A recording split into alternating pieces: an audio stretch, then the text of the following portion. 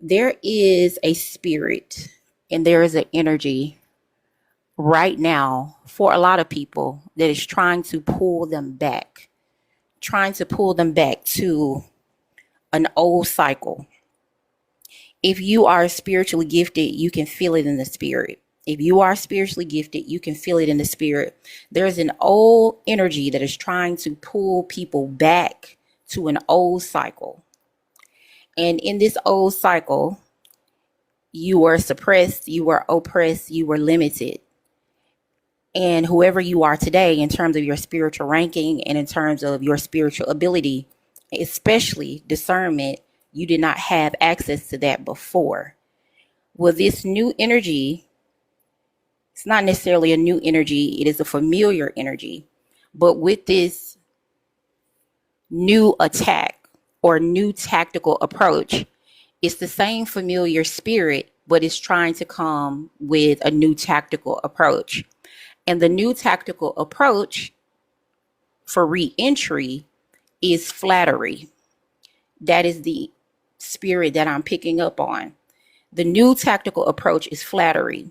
There is a charm to disarm type of tactical approach that this familiar spirit is trying to come in the form as.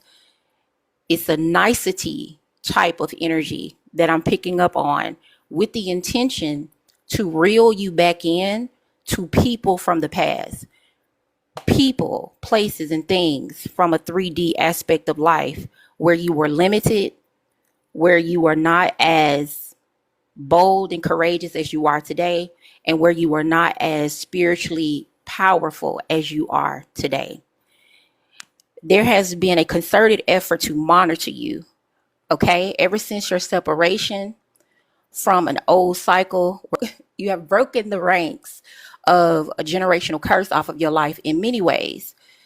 And a lot of that is self-destructive cycles where you are engaging in behaviors and vices, addictions and habits that were not conducive to your well-being, mentally, physically, spiritually, financially, overall. And when you broke free from a lot of those habits and a lot of those behavior patterns, it allowed you to get a certain level of spiritual protection. But not only that, it allowed you to get access to a lot of favor that you didn't have access to before. And much of the reason why you did receive as much grace, mercy, and supernatural provision as you did receive, even with dealing with the type of warfare that you did experience, was because of your obedience, which means that you did a hard cut on anything that was not conducive to your well-being, whether it was family or friends or romantic partnerships or jobs or anything that was keeping you from a level of peace that you needed to access a new level of purpose and divine instruction for what God has for your life. And so when you did this cord cutting, you detached yourself from people's intentions to keep you in a very subservient state in this life. The overall goal for attaching itself, meaning the people, the places, and things attaching itself to you through forceful association, was to keep you beneath them. These people, these places wanted you to be beneath them. A lot of it I've talked about before has always been about the superficial aspect of the hierarchy of life. Somebody has to be on top, somebody has to be beneath. And where you were, people wanted you beneath and they wanted to be on top of you. Even with all of your ability, your brilliance, your beauty, your charm, your creativity, does not matter. It was never supposed to be realized or actualized, at least not to the extent to where you could access it and actually capitalize off of it.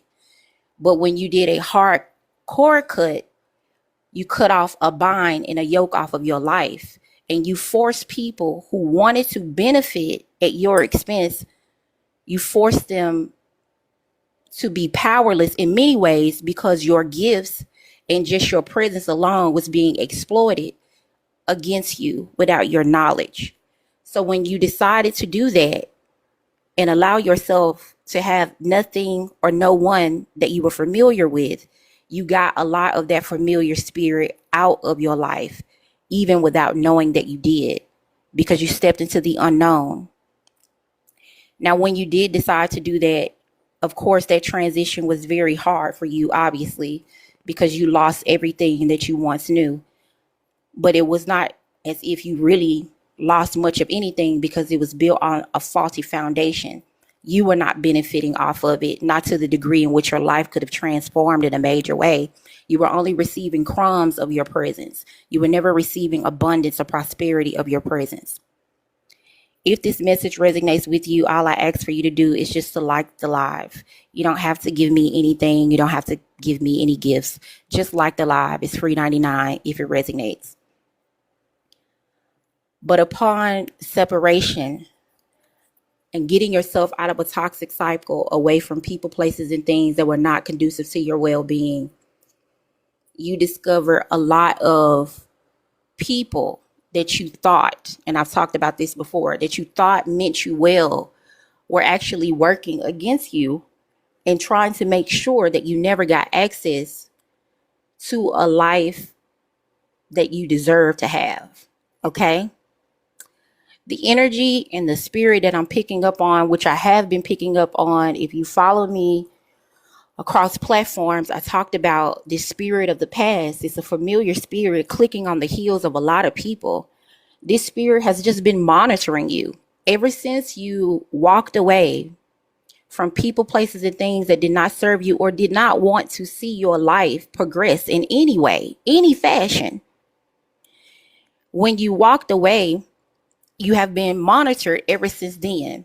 Now, I've dealt with a lot of clients. I'm not a private investigator or anything like that, but I dealt with a lot of clients, and they suspect that a lot of their heavy surveillance and heavy monitoring has been because of maybe something that's owed to them or something. I'm not the one to say that something could be owed to you. I wouldn't even lie to someone if I could and tell them that, because I don't know. That's something that they would have to do on their own. But for a lot of people, if there isn't anything, like meaning tangible, no assets, no money, no one tried to steal or take anything concrete or tangible from you, then there could be a possibility that you're just dealing with a principality in the form of a person that is so obsessed with making sure you lose and they win. There are some very strange people in this world. They look like people, talk like people, walk like people, even try to operate as though they are people and normal, but they are very wicked to the core. When they fixate on someone, especially someone that is extremely rare and extraordinary, especially depending on the type of environment that it comes from, someone that they've never seen before, and somebody defying the odds in whatever way, especially if you are somebody that could be like almost borderline genius or something like that. Many people call this neurodivergent people, but there are people that just are so severely different. You can't really categorize them as anything. It's hard to pick their brain to kind of say what they are or what they're not. The more you think you know them, the more you don't. It's that type of thing. When you are that kind of person, people get very upset because although they admire you and although they would like to be like that, they know that they can't embody that. And no matter what they do or no matter what they try, they always going to feel like you're at an advantage because there's something so neurologically different with your brain. There's something with your internal nature and your wiring. It's drastically different. These people, this is who they call the gifted of humanity, a small group of humanity that are almost like the X-Men, so to speak, just using an analogy. But with the X-Men, you had many different forms for how they were able to transform and tap into their gifts. Some of it were like traumatic events had to happen, or like usually pain, some type of pain fueled circumstance had to happen for them to tap into their supernatural gifts. Where there are people the same way. Something traumatic or something dramatic has to happen, circumstantial, for them to be able to tap into this supernatural ability where their brain, they call it like metacognition, allows them to turn on something within their neurological processing and allow these people to see at different angles, where they're able to kind of mentally bend nature at will to always find a way out of every very hard and challenging situation. They're just that brilliant and gifted. When people see something like that in real life and they've never seen anything like that, they can't compete with that on a natural playing field. They can't, due to your intelligence, your level of intelligence. And then don't be attractive on top of that. Then don't be creative on top of that, and artistic and talented and charming and likable. You have way too much wealth for them to try to compete with in terms of the superficial hierarchy of life. So in order to even the playing field, so to speak, that person would have to go to a darker route in order for them to disarm or disengage your advantages. So the darker route for most people, it is juju, it is black magic, what have you. That's the route that they go. And so for a lot of people, that is the route that they went in the old cycle. Okay. Whether it was family, friends, or exes, that's the route they went. You know your story, you know your experience, you know what you have survived, you know what you lived through. So when the person or the people went that route, they did every kind of magic you can think of with a K. Every kind of magic, the darkest kind of magic you could ever conjure up. And somehow you defied the odds. Somehow. Okay? We know as people who are children of God how you defied the odds. But these people, they have more respect and more belief in the elemental aspects of life as it relates to being able to bend the elements, water, wind, air, any type of chemicals, alchemicals of nature, to manipulate and bend stuff to their will. But we know that there is a force that defies even the elements. It is the creator of the elements itself, is the reason why you're still here and still able to be in your right state of mind to tell your testimony, and for it to be so bizarre and for you to live every tactical approach that they tried to come against you with. So by you being able to survive every weapon that was formed against you, and not only be able to survive, but to thrive beyond it and make something out of it, is nothing short of a miracle. That type of miracle is embarrassing to warlocks and witches, because you're not supposed to be able to thrive beyond that type of magic. You're not supposed to. Now you can maybe live, you could probably live after it, but you're not supposed to look like you're thriving beyond it. And the obsession that comes along with you just trying to move on with your life, and maybe this infatuated force doing everything to force an association with you, is because this thing doesn't want to lose the war. It's not a war that was initiated by you, but you are the focal point of that war. You are the target of the source in terms of this principality, to allow you to go freely in your life, which is your right. It is your human right. You have a right to live your life and navigate free and sovereign. But this spirit inside of this person, it could be multiple people, but it's really one person. This spirit inside of this person refuses to release you. Okay? Even though you're gone spiritually. You've outranked this person, but you've outranked the person who is hosting the principality. You've moved far beyond it. You know who it is. You know why it exists. You know it's objective, but you still have decided to proceed forward anyway with no fear frequency involved. Well, just because you have released it, it doesn't mean that it wants to release you. And so as you're moving up, the Bible says, from glory to glory, or from level to level, this principality within this person feels as though it has possession of you, and you don't have the right to the autonomy of your own life, not to the extent in which it has envisioned you having. The type of wealth, prosperity, autonomy, freedom, liberation, influence, power, and authority that God has put on your life in terms of his will for your life. This person doesn't want that to be actualized to the degree in which they know is prophesied over your life. Whether they engage in divination, whether they pay practitioners, whether they have readers who tap in, or what have you, this person has a knowing that you are destined for so much more greater than what even right now, what they're seeing with their eyes. Just the little bit of thriving that you do appear to have, the little bit of influence that you do appear to have, the beauty that you do appear to have, or any stability that you do appear to have mentally, emotionally, spiritually, financially, professionally, and so on and so forth, they don't want you to be able to grow beyond that. They want you back down beneath them. They want you manageable. And when they say manageable, they don't want you to have anything. So it's not like somebody doesn't want you to have more than them. They don't want you to have anything that resembles foundational stability. Anything. They don't want you to have yourself, because your resource, your greatest resource, is yourself. Okay? It's not even just to the extent of a house or a car or connections or people.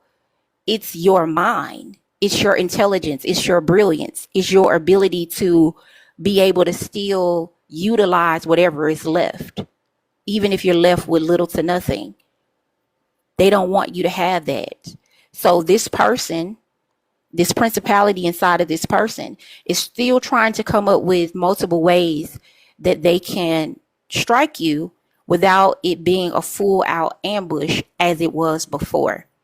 So the tactical approach is still the same, but they're using a different angle. Many people believe that they can get what they want if they use a little sweetness to end up getting the objective or to be able to accomplish their mission. So niceties and flattery is the angle. Using maybe a sweeter, more approachable, warmer tone if they have to interact with you is their overall goal.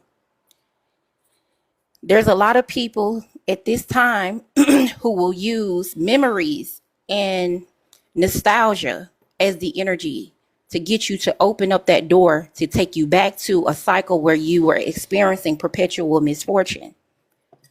So the goal is to pull on your heartstrings and to catch you off guard through casualties and niceties.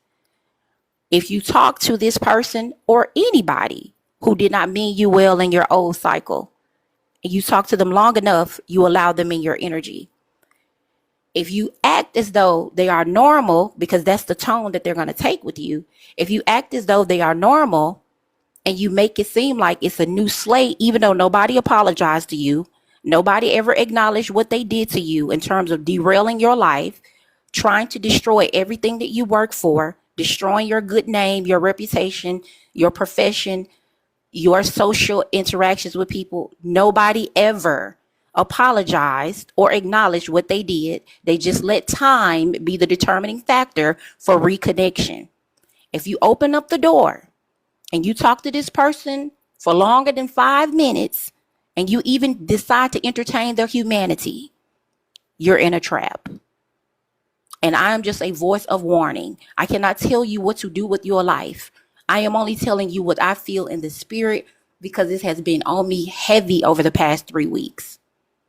There is a spirit of the past that is clipping at the heels of people who are living in a new cycle. You know for a fact you're living in a new cycle. Everybody know you're living in a new cycle. Your energy, your aura, your overall presence, everything just looks new.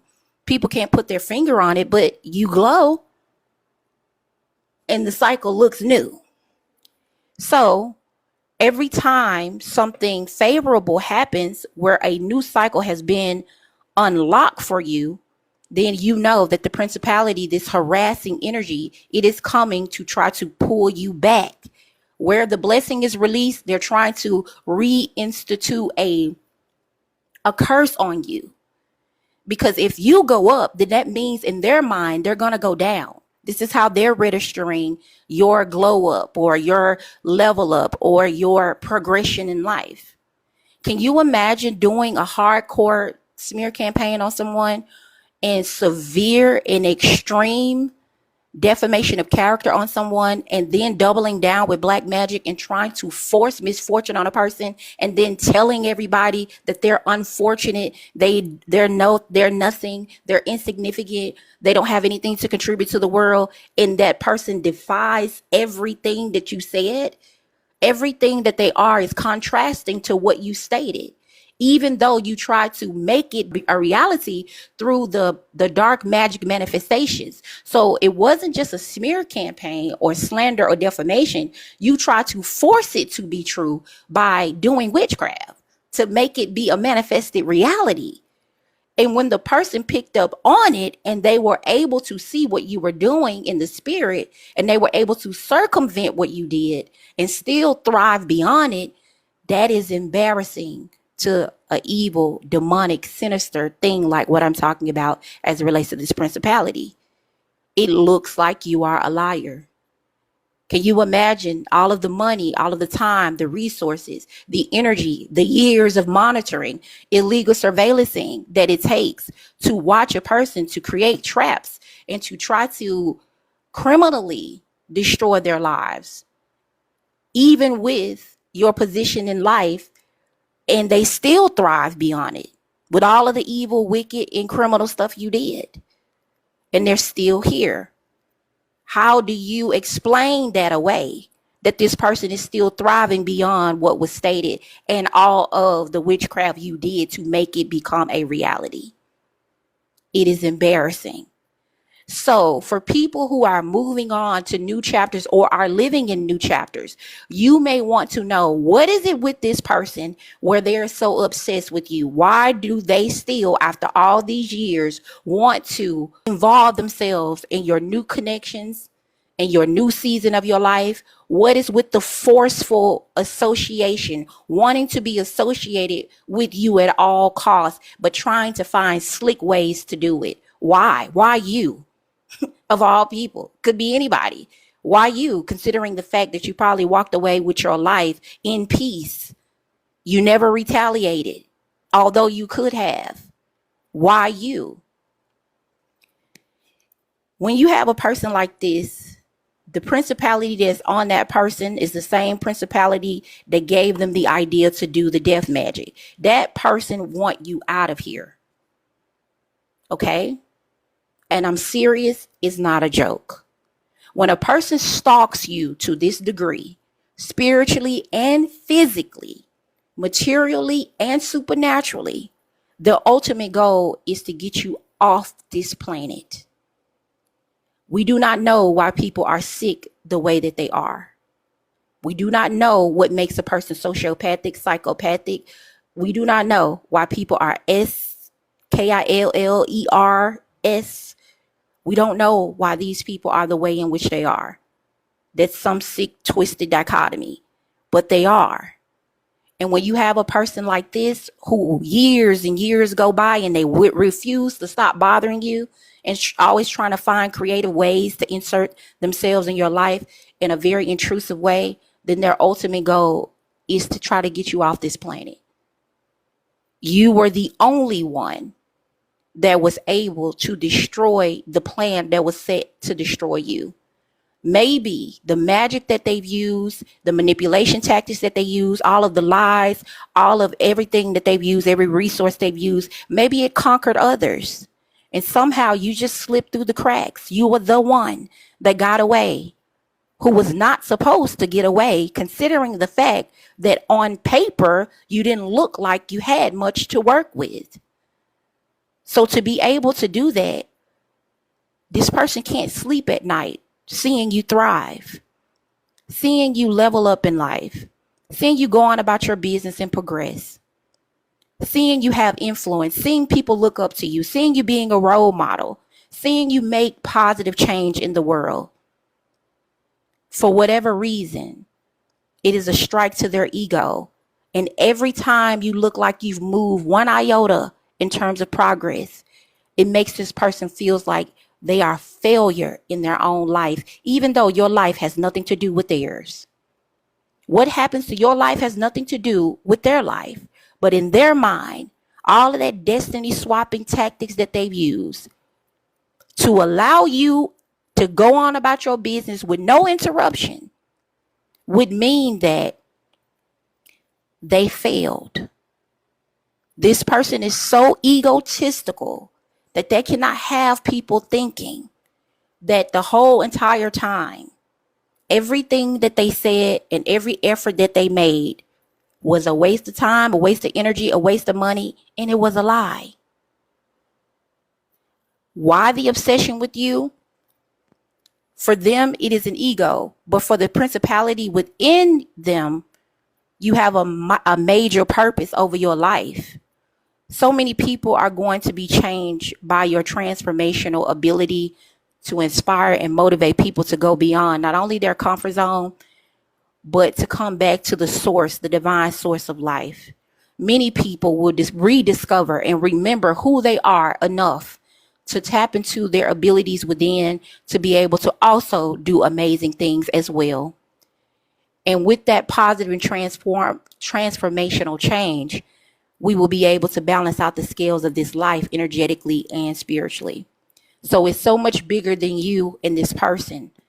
There is a spiritual battle and a spiritual war that is at play.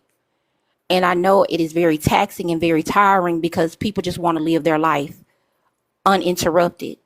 People want the right to go on about their business without some obsessed witch or warlock in the background, always prying and probing and inserting and trying to force fetch to happen. But this one obsessed person beats almost every other obsessed person that you know. If you are a gifted person, then you deal with stalkers all the time. You deal with stalkers in the form of friends, family, lovers, people you do not know, crushes. You deal with a lot of stalkers. It just comes along with the territory. Because if somebody has never really seen all of the different type of dimensional aspects of a person in one actual person, people are going to be intrigued to the point where they can become very infatuated. And that infatuation turns to obsession.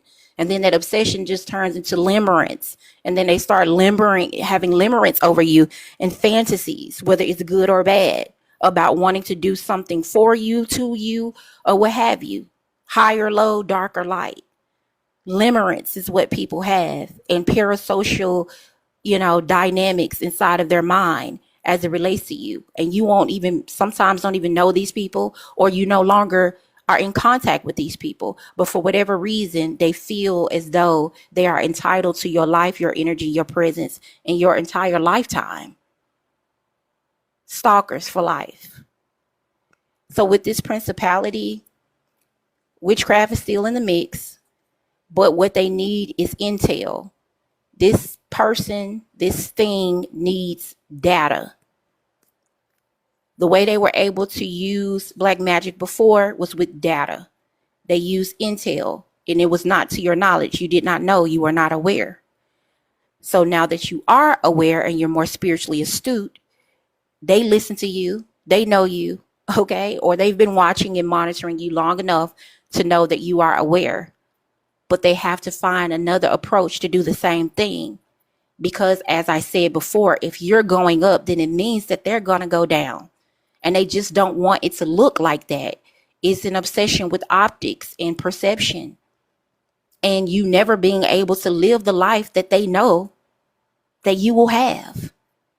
This person cannot see that in their lifetime. They refuse to allow that to happen to you. For you to be everything that they know that you are destined to be.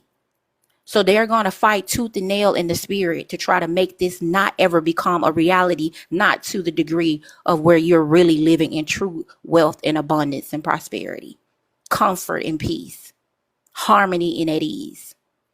So now the goal is to find out, who are you connected to in this new season? Where are your connections? Okay? Who's helping you? What do you do outside of what they can see? They feel entitled to your lifetime, your soul. What is going to become of your life? This individual, this principality working through this person thinks that they can play God in your life for whatever reason. And they want to be the dictator over what is going to become of your legacy. And they don't care how long it takes. 5 years can go by, 10, 20. As long as they can keep their eyes on you and visually see you, they're going to keep trying. So it is so important for you to understand who you are. And when God closes a door in your life, especially when it comes to someone that tried to put you in that grave in many ways than one, you keep it there. You keep that door shut. You take every deadbolt you can, every nail, every hammer, anything that you can, and you shut that door and make sure it has 1,000 locks on it. Do not allow this person niceties, pleasantries, fictitious concerns, or what have you. Sweet sugar words, nostalgia, memories of the past, or casual conversation to let you put your guard down. The moment you put your guard down, you're out of here. And I mean that. This person does not want you here. You being here, in the eyes of this person, it makes them feel inadequate, and it makes them feel like they've lost whatever game they've been playing in their own sick and twisted head. So be mindful of who this is. You don't have to be paranoid or in hysteria, but understand that the tactics that they used before, they will try to use them again. And if anybody's ever coached with me or just been in my live, I talk about building that folder of evidence so that you can have some level of civil conspiracy to string together if in the event you decide to take this thing legal. I just strongly don't believe that these types of people, especially this level of malignant narcissists, will just let you go without a fight. This thing will continue to be bothering you like a mosquito until it's gone. This is a pest. It's a pest-like spirit. And as you smile and show your teeth and all of these beautiful pictures and have all these highlights on your IG and people see you traveling and doing amazing things with your life, this person is just waiting in the wing for an opportunity to catch you slipping. They're waiting to see the who, the what, the when, the where, the how is going on with your life to divide it, to devour it, and to destroy it. They hate to see your teeth. They hate to see you happy. They hate to see you in connections with people. They hate to see you thriving. This type of sick person hates to see you looking good. They hate to see you take care of yourself. They don't like you at all. If they had their way, you wouldn't be here. Okay? So if you know what you do know, don't play games with your own mind and open that door up again to a person who is coming to do nothing but to finish the job. If you escape and God made a way out, you keep it that way. You keep it that way. Because what I feel in the spirit, this person is dangerous. They may not look like they are. They may not even sound like they are. But they're up to no good. They're up to no good. And if you have a social media presence or anything, don't you stop showing who you are. Don't stop being visible because this person is a monitoring spirit in the background, always waiting to pounce. That person is not going to stop. That person's going to always be back there watching you. And it's not just them. It's other people with them that watch you. And it's a game for them. It's fun to them. Your life is like a TV show. It's like a movie to them. And watching you and collecting data is excitement. It's entertainment for them. Little group chats and screenshotting you and, oh, look, he doing this and look, she's doing that and look and look and look and look. It's a monitoring spirit element. And you can feel it. You can sense it. But it's no need for you to fear. But you do need to have some type of security precautions in place so that if in the event, the way in which they tried to do you before, you're prepared and you're ready. Even in a time of peace, you prepare for war as though it is about to happen and pop off at any time. It doesn't make you a person who can't enjoy the blessings of the Lord or what God has put in your life, but it does mean that you are a smart individual who knows that every new level brings the same kind of devil with a new tactical approach. That familiar spirit is still there, still waiting, still ready whenever they see you slipping. So continue to do whatever God has called you to do. Continue to stay on your square. Continue to operate in divine demonstration. But keep in mind that when this person wants to pop off the way you know they could, and probably how they are in the background building up momentum, you are prepared. And don't let them catch you slipping like they did before. Get your house in order and get your ducks lined up in a row and get your networks and everything that you need in order, because this type of person, they don't play fair. If they have any advantage over you in this society, they are going to try to use it. So be smart. Don't be emotional. Don't allow this person to shift your energy or your frequency. You continue to thrive, continue to stay high vibrational as God is continuing to move you forward. But be ready for war at any time. Take care of yourself in every area of your life and be ready, because this person does not play fair.